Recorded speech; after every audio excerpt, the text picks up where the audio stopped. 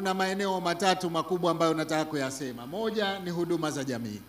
Walionitangulia kuzungumza wameshasema. Kama ni skuli tumeshazijenga za kisasa kabisa. Tumefikia katika teknolojia. Na kwa maana hiyo katika awamu ijayo tayari tumeshatia mkataba wa skuli mpya 29. Tutaendelea kuzijenga katika maeneo yote. Ahadi yetu mwaka 2020 ilikuwa ni kujenga madarasa 1500.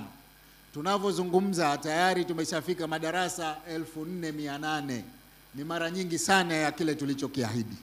Tutaendelea kujenga skuli hizi ili mradi tunataka wanafunzi waingie kwa shifti moja, asubuhi tu, kusiwe na shifti ya pili.